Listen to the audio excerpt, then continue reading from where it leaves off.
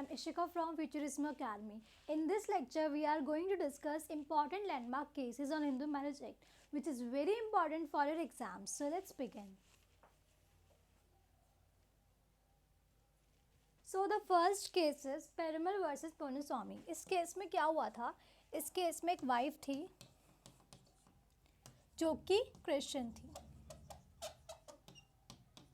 And एक husband था जो कि हिंदू ही था. बाद में वाइफ जो है जो क्रिश्चियन थी वो हिंदू रिलीजन में कन्वर्ट हो जाती है हिंदू रिलीजन में. और उसके बाद इनकी शादी के बाद इनका एक बेटा होता है जिसका नाम होता है पेरुमल. ठीक है. बाद में इनका डाइवोर्स हो जाता है. बट उसके बाद भी जो है वो वाइफ जो है जो क्रिश्चियन थी और बाद में जब वो हिंदू रिलीजन में कन्वर्ट हो गई थी तो डाइवोर्स के बाद भी वो हिंदू कल्चर को फॉलो करती है. और जो इसकी अपब्रिंगिंग थी, उसके जो सन की अपब्रिंगिंग थी, वो भी पूरे हिंदू कल्चर के हिसाब से ही वाइफ ने करी थी. उसके बाद क्या होता है, सन जो है पेरुमल वो अपने फादर के ऊपर केस फाइल करता है फॉर जॉइंट प्रॉपर्टी. ठीक है. In this case son file the case against father for joint property के लिए सन केस फाइल कर देता है. इसमें फिर ये क्या कहता है, हस्बैंड क्या कहता है, इसका फादर क्या कहता है कि ये जो चाइल्ड है वो जो है वो वैलिड मैरिज से नहीं है. ठीक है. वो बोलता है कि जो इसकी और इसकी वाइफ के बीच में जो शादी थी वो वैलिड मैरिज नहीं थी क्योंकि वो प्रॉपर सेरेमनी से नहीं हुई थी और जो वाइफ थी वो क्रिश्चियन थी. तो इसमें कोर्ट क्या बोलती है हस्बैंड को, नो, जो वाइफ थी वो पहले कन्वर्ट हुई थी हिंदू रिलीजन में, उसके बाद शादी हुई थी, तो शादी तो आपकी वैलिड है ही.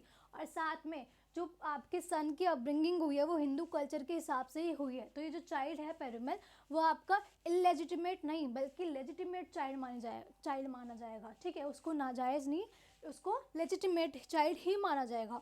और हमारा सेक्शन 16 में ये कहा गया है ये जो भी लेजिटिमेट चाइल्ड होगा उसको अपने फादर की प्रॉपर्टी में से पोर्शन मिलेगा. ठीक है. जो भी पोर्शन होगा उसको अपने फादर की प्रॉपर्टी से मिलेगा बट उसको उसके एंसेस्टर्स की प्रॉपर्टी में से नहीं मिलेगा. यहाँ पे खाली उसके पेरेंट्स की प्रॉपर्टी में से मिलेगा. ठीक है. तो इसमें क्या हुआ था, the Supreme court head evidence of conversion का जो एविडेंस है वो ही इसमें इनफ माना गया है. और जो सन की अपब्रिंगिंग है वो हिंदू कल्चर के हिसाब से हुई है तो सन को उसके फादर की प्रॉपर्टी में से पोर्शन मिलेगा. ठीक है. ये बहुत ज़्यादा इम्पॉर्टेंट केस है हमारे हिंदू लॉ का. Next, Nirmala Ravendra Gupta versus Ravendra Kumar. इस केस में क्या हुआ था, इस केस हमारा सेक्शन 27 से रिलेटेड है.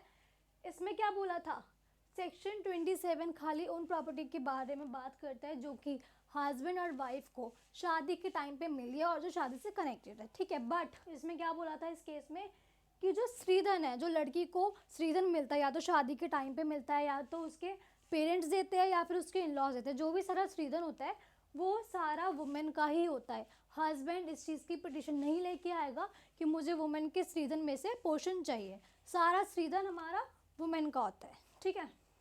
और Shridhan of a married women was exclusive property, वो खाली उसी की प्रॉपर्टी है. और चाहे वो चाहे वो वाइफ ने अपने हस्बैंड के पास रखवा दी हो प्रॉपर्टी, चाहे वो हस्बैंड की कस्टडी में हो, बट वो प्रॉपर्टी सिर्फ वुमेन की ही होगी.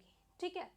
तो इसमें निर्मला जो वाइफ थी उसने केस किया था अपने हस्बैंड के ऊपर इस चीज़ से रिलेटेड कि सारा रीज़न जो है वो उसका माना जाएगा, हस्बैंड का उस पर कोई भी राइट नहीं है. चाहे वो प्रॉपर्टी हस्बैंड के पास ही क्यों ना हो, चाहे उसका श्रीधन उसके हस्बैंड के पास ही क्यों ना रखा हो हस्बैंड या फिर उसकी मदर इन लॉ के पास, बट उस पर राइट किसका होगा, सिर्फ वुमेन का होगा.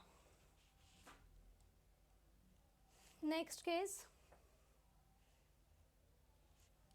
अमरदीप सिंह वर्सेस हरवीन कौर. 2017 का ये केस था.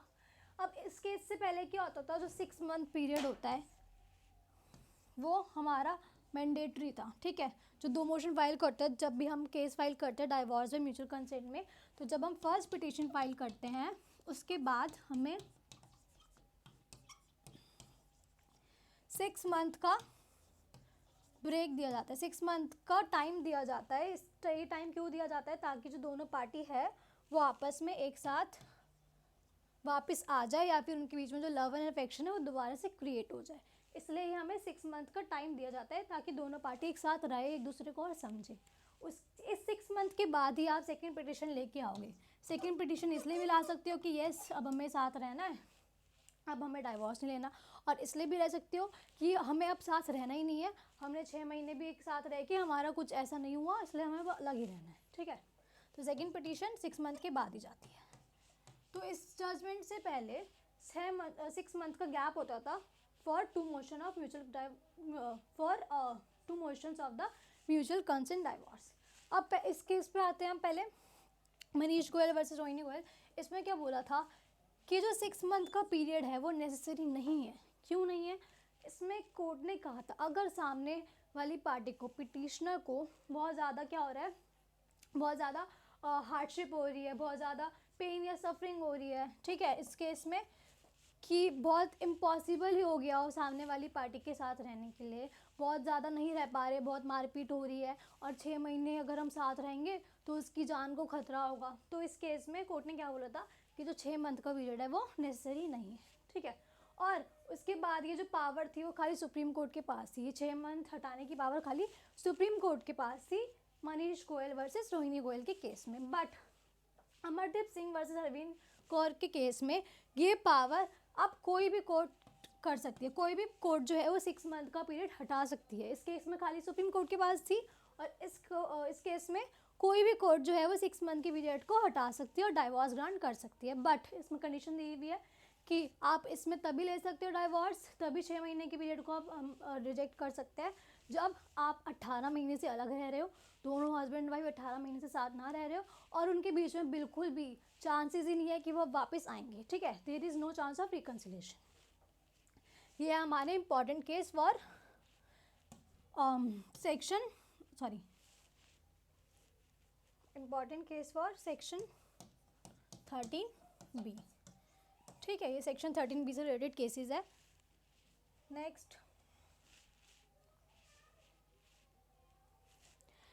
केस है Joseph Shine versus Union of India 2018। ये भी एक लैंडमार्क केस है। इस केस में जो था, जोसेफ शाइन ने केस किया था किस चीज़ के ऊपर, उसने क्या चैलेंज किया था अपनी पिटीशन में, constitutionality of section 495 of IPC. 495 है, आपकी एडल्ट्री की बात करता है। इस केस में क्वेश्चन उठा था कि जो एडल्ट्री है वो कोई क्राइम है या नहीं है, एडल्ट्री इज़ अ क्राइम और नॉट, ठीक है। तो इस केस के बाद सारी जजमेंट पे इसने ऑब्जेक्शन उठा दिया था, ठीक है, कि अडल्ट्री एक क्राइम है या नहीं है। तो इस केस में कोर्ट ने क्या कहा था कि अडल्ट्री जो है, अगर के कोर्ट दो हस्बैंड और वाइफ के बीच में इंटरफेयर नहीं करना चाहते, इसलिए इस केस के बाद एडल्ट्री को एज अ क्रिमिनल ऑफेंस हटा दिया गया था। एडल्ट्री अब खाली एक सिविल रॉन्ग है, ठीक है, और not a criminal offence. Adultery एक क्रिमिनल ऑफेंस नहीं है, खाली अब आपका एक सिविल रॉन्ग है, और अभी भी आप इस ग्राउंड पे डाइवोर्स ले सकते हो। नेक्स्ट केस है भावरा वर्सेस स्टेट ऑफ महाराष्ट्र। ये हमारा बात करता है वैलिड मैरिज के ऊपर, ठीक है। इस केस में क्या हुआ था, एक हस्बैंड था और इसकी पहले से एक वाइफ थी, ठीक है, हस्बैंड की पहले से एक वाइफ थी। उसके बाद भी हस्बैंड जो है वो दूसरी वाइफ ले आता है, दूसरी शादी कर लेता है वाइफ से, ठीक है, वाइफ 2 दूसरी शादी कर लेता है। तो इसमें क्या बोला था, the marriage is not a valid marriage and it is no marriage in the eye of law if it is not perform with proper ceremonies. अब जब इसने दूसरी शादी करी थी, ठीक है, इसने वो प्रॉपर सेरेमनी से नहीं करी थी, ठीक है, तो वाइफ कोर्ट में पहले ये केस कर देती है कि मेरे हस्बैंड की तो पहले से एक वाइफ थी, इनने क्या करा, बायगैमी करी है, इसकी पहले से वाइफ थी, इसने दोबारा मेरे से शादी कर ली। तो इसमें यहाँ पे हस्बैंड को गिल्टी नहीं बताया गया था बायगैमी के लिए। क्यों? क्योंकि हस्बैंड ने बोला था जो हमारी जो दूसरी शादी हुई है वो प्रॉपर सेरेमनी से तो हुई ही नहीं है, प्रॉपर सेरेमनी से तो हमने करी नहीं है, खाली हमने डिक्लेयर कर दिया था सब जगह, बस हमने शादी कर ली ऐसे। तो यहाँ पे हस्बैंड को बायगैमी के लिए गिल्टी नहीं माना गया था। तो इसमें एक बोला गया था, कोर्ट ने क्या जजमेंट पास करी थी कि एक वैलिड मैरिज के लिए आपकी प्रॉपर सेरेमनीज होना ज़रूरी है। जो आपकी कौन सी सेरेमनीज है, जो सेक्शन 7 ऑफ हिंदू मैरिज में आपको दे रखी है, जैसे कोई सी भी दोनों में से कोई सी भी पार्टी के कस्टम या रिट्स फॉलो होने चाहिए, या फिर 7 फेरे मैंडेटरी है फॉर अ वैलिड मैरिज, ठीक है। तो यहाँ पे जो अपीलेंट वॉज एक्विटेड, इसमें एक्विट यानी उसको गिल्टी नहीं माना गया था क्यों? क्योंकि मैरिज जो है वो प्रॉपर सेरेमनी से नहीं हुई थी। तो ये बहुत ही ज़्यादा इम्पॉर्टेंट केस है। नेक्स्ट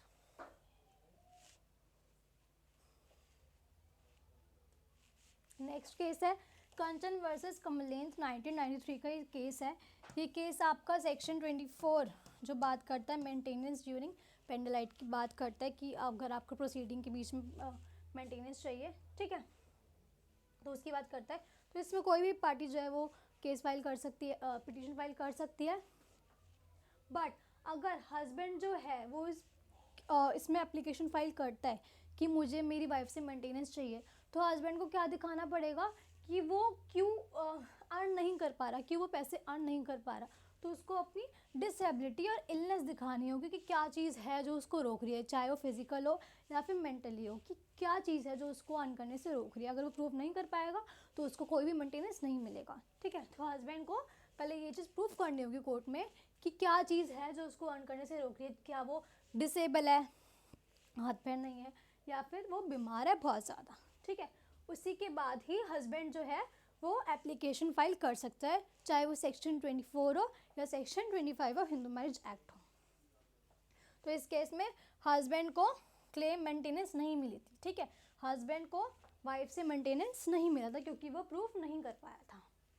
नेक्स्ट केस है Sarla Mudgal versus Union of India. This is very important case, 1995 का एक केस है। इस केस में क्या हुआ था, एक वाइफ थी, ठीक है, एक वाइफ थी और इसका एक हस्बैंड था। हस्बैंड ने क्या करा, शादी पहले हस्बैंड ने क्या करा, दूसरी औरत से शादी कर ली, वाइफ टू, ठीक है। और शादी कैसे करी, पहले ये दोनों पहले हिंदू थे, बाद में ये दोनों इस्लाम में कन्वर्ट हो गए थे, ठीक है। पहले दोनों हिंदू थे, इन्होंने इस्लाम में कन्वर्ट हो गए, शादी कर ली दोबारा, ठीक है। तो वाइफ क्या करती है, सूट फाइल करती है कोर्ट में। तो कोर्ट क्या बोलती है, हस्बैंड बोलता है कि हमने तो पहले कन्वर्ट होकर शादी करी है इस्लाम रीजन में, हम और मुस्लिम लॉ में क्या है कि हम एक से ज़्यादा शादी कर सकते हैं। तो कोर्ट ने क्या बोला, अगर आप किसी और रिलीजन में कन्वर्ट हो जाते हो, उसके बाद आप शादी करते हो, तो वो शादी आपकी वैलिड नहीं मानी जाएगी। क्यों? क्योंकि इसका मतलब ये नहीं है कि आप किसी और रिलीजन में कन्वर्ट होकर दूसरी शादी कर सकते हो। नो, आपकी पहली वाली शादी वो वैलिड मानी जाएगी तब भी, चाहे आप कन्वर्ट हो जाओ। आपकी शादी ऐसे ख़त्म नहीं हो सकती कि आप दूसरे रिलीजन में कन्वर्ट हो जाओ। तो यहाँ पे हस्बैंड को और इसको दोनों को गिल्टी माना गया था इसके अंदर, ठीक है। तो Supreme Court held that converted to another religion does not dissolve the Hindu marriage. इसमें क्या बोला था कि किसी और रिलीजन में कन्वर्ट होने से आपकी शादी डिसॉल्व नहीं होगी, शादी ख़त्म नहीं होगी। और जो सेकंड मैरिज है, इस केस में violation of section 494 of IPC, इसमें हस्बैंड को गिल्टी माना गया था। किस सेक्शन में, सेक्शन 494 जो बात करता है आपका marrying again during the life time of spouse, कि एक स्पाउस के होते हुए आप दोबारा शादी कर रहे हो, तो इसमें हस्बैंड को गिल्टी माना गया था। तो this is very important case.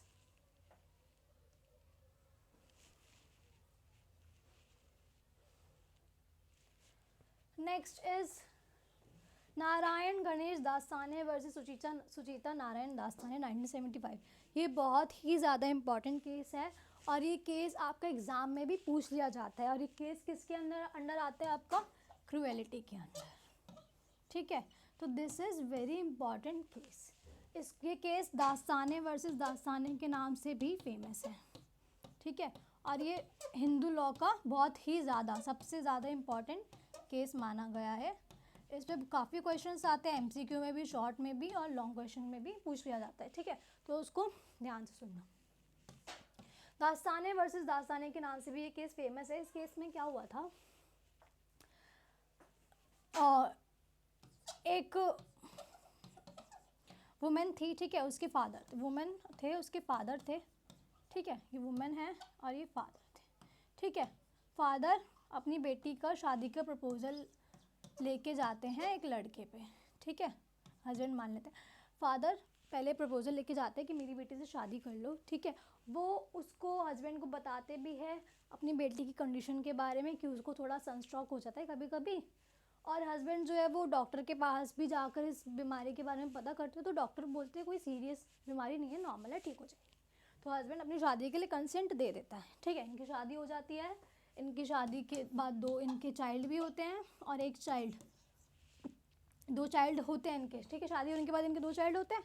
और जब हस्बैंड केस करता है वाइफ के ऊपर इस चीज़ के लिए, तो उस टाइम भी जो है वो वाइफ प्रेग्नेंट होती है, ठीक है, 3 मंथ से वाइफ प्रेग्नेंट होती है, 3 मंथ हो गए होते हैं प्रेग्नेंट हुए हुए जब हस्बैंड केस करता है वाइफ के ऊपर। तो हस्बैंड पहले क्या केस करता है कि जो इसकी वाइफ है, पहले वो क्रूएलिटी का केस करता है कि जो इसकी वाइफ है वो बहुत ज़्यादा क्रूअल बिहेव करती है उसके साथ, और बहुत ही ज़्यादा कंडीशंस लगाती है, बहुत ज़्यादा उसको लॉक कर देती है रूम में, और बहुत गलत गलत बातें बोलती है, ठीक है। तो ये जो उसकी क्रूएलिटी की बात थी, वो तो कोर्ट क्या करती है, कोर्ट क्या देखती है, जो वाइफ जो है वो 3 महीने प्रेग्नेंट है, यानी हस्बैंड ने उसको इसके एक्ट के लिए माफ़ कर दिया है, तो ये कॉन्डोनेशन ऑफ क्रूएलिटी में आ जाएगा। जब आप किसी पर्सन को माफ़ कर देते हो, और क्यों, कैसे पता चला माफ़ कर दिया, क्यों, क्योंकि वाइफ जो है वो प्रेग्नेंट है, यानी उसने सेक्सुअल इंटरकोर्स कर लिया, यानी वो चीज़ भूल गया है तभी उसने सेक्सुअल इंटरकोर्स किया है, तो ये कॉन्डोनेशन ऑफ क्रूएलिटी में आ जाएगा। तो यहाँ पे वाइफ को क्रूएलिटी के लिए गिल्टी नहीं माना गया था, क्योंकि वाइफ उस टाइम पे 3 महीने प्रेग्नेंट थी। तो ये जो कोर्ट ने हस्बैंड ने जो क्रूएलिटी के लिए डाला था डाइवोर्स, वो डाइवोर्स तो था ही नहीं, जुडिशियल सेपरेशन वो रिजेक्ट कर दिया था, ठीक है। उसके बाद हस्बैंड ने एक और पिटीशन फाइल की थी कि अपनी शादी को अवॉइड कराने के लिए, क्योंकि फ्रॉड हुआ था हस्बैंड के साथ, फादर ने पूरी बात नहीं बताई थी कि उसकी बेटी को इतनी ज़्यादा बीमारी है, उसको शिज़ोफ्रेनिया है, ठीक है। तो फादर ने बात छुपाई थी, तो हस्बैंड ने फादर के ऊपर भी केस किया था अपनी मैरिज को अवॉइड कराने के लिए। तो हस्बैंड ये प्रूव नहीं कर पाया था कि वाइफ जो है वो अनसॉन माइंड की, तो भी रिजेक्ट हो गया था। तो इस केस में क्या होता, मेन चीज़ ये हमारी क्रूएलिटी की बात करता है ये केस, कि हस्बैंड ने जब एक चीज़ के लिए माफ़ कर दिया है वाइफ को, उसके बाद वो उसकी पिटीशन नहीं लेके आ सकता। तो इसी केस के बाद ही क्रूएलिटी को डाइवोर्स का ग्राउंड बनाया गया था। उससे पहले इस केस तक जो है वो क्रूएलिटी खाली आपका जुडिशियल सेपरेशन का ग्राउंड था, क्रूएलिटी आपका डाइवोर्स का ग्राउंड था ही नहीं इस केस तक। इस केस के बाद ही कोर्ट ने क्रूएलिटी को डाइवोर्स का ग्राउंड बनाया है, इससे पहले नहीं था। तो ये बहुत ही ज़्यादा इम्पॉर्टेंट केस है आपका क्रूएलिटी के लिए।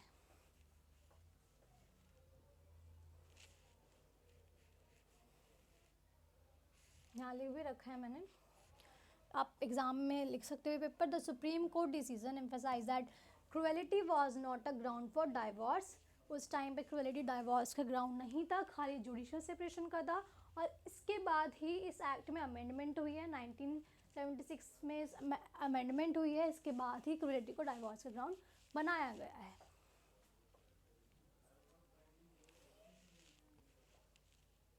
Next case, this case is also very important, Naveen Kohli versus Neeta Kohli. इस केस में क्या हुआ था, इनकी शादी हुई थी 1975 में, ठीक है।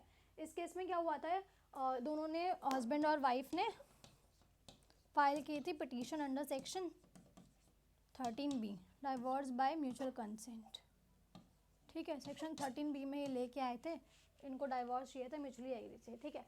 बट बाद में क्या हुआ, हस्बैंड ने बोला कि वाइफ जो है बहुत ज़्यादा क्रूअल बिहेव करती है, बहुत ही गलत गलत बातें बोलती है, मैं इसके साथ नहीं रहूँगा, ठीक है। बिल्कुल ही नहीं रह पा रहे थे, बहुत ही ज़्यादा इनका आपस में डिस्प्यूट हो गया था, और इनके 3 चिल्ड्रन भी थे, 3 इनके सन्स थे, ठीक है। तो कोर्ट ने क्या बोला था कि जब इनका चांस ही नहीं है कि 6 महीने का टाइम वो क्यों देंगे, कोर्ट क्यों देता है, जब थोड़ा सा उन कोर्ट को लगता है कि वापस पार्टी आपस में साथ रह सकती। बट जब कोर्ट को लगा कि जो पार्टी है अब बिल्कुल भी इम्पॉसिबल है इनका साथ रहना, इतना ज़्यादा इनका जो रिलेशनशिप है बहुत ही ज़्यादा क्रूएलिटी से भरा पड़ा है, तो कोर्ट ने क्या बोला, ठीक है आप जो है वो डाइवोर्स ले सकते हो under irretrievable breakdown of marriage. Irretrievable breakdown of marriage यानी जो 6 मंथ का आपको टाइम दिया जाता है, कोर्ट उसको हटा देगा, ठीक है। 6 मंथ के टाइम को कोर्ट ने हटा दिया था इसके अंदर। तो यानी आपकी शादी जो है वो इरिट्रेबल में आ गई। आपने 1 साल से पहले जो है पिटीशन फाइल कर दी कि आप नहीं रह पा रहे, तो आपकी शादी किस में आ गई, इरिट्रेबल ब्रेकडाउन ऑफ मैरिज में, ठीक है। तो इसके अंदर जो है अब आप कभी पिटीशन लेके आ सकते हो इस चीज़ के डाइवोर्स में म्यूचुअल कंसेंट की, या तो शादी से 1 साल पहले या 1 साल बाद जब मर्जी लेके आ सकते हो। बट आपको ये प्रूफ करना पड़ेगा कि आप रेस्पोंडेंट के साथ नहीं रह सकते हो, क्योंकि आपकी लाइफ को डेंजर होगा, ठीक है। तो आपको ये चीज़ पहले प्रूफ करनी होगी। तो जो इरेट्रेबल ब्रेकडाउन ऑफ मैरिज का जो ग्राउंड है वो किसी भी सेक्शन में नहीं दे रखा आपको, वो कोर्ट ने ही ग्राउंड बना दिया डाइवोर्स का, ठीक है।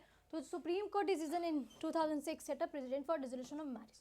तो जो सुप्रीम कोर्ट ने प्रेसिडेंट सेट किया था, यानी इस केस के बाद क्या बोला था, इस केस के बाद कि हमें रिक्वेस्ट करी थी गवर्नमेंट से कि वो अपने हमारे हिंदू लॉ में, हिंदू मैरिज एक्ट में ये इरेट्रेबल ब्रेकडाउन ऑफ मैरिज का एक सेक्शन बना दें, ठीक है। इसकी बात करी थी, बट अभी ये कोई सेक्शन नहीं है, खाली ये जजमेंट मेड लॉ है।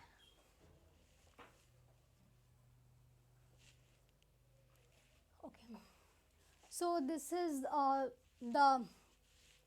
The last lecture of Hindu marriage act. So this is the last lecture for Hindu marriage act. I hope आपको समझ आया होगा।